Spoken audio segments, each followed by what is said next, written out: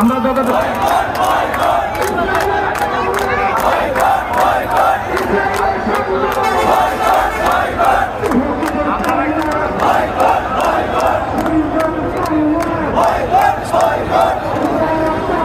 আমাদের ইতিমধ্যে আমরা খবর পেয়েছি যে আমাদের মিছিল মৌচাক মোড় পার হয়ে গেছে। আমরা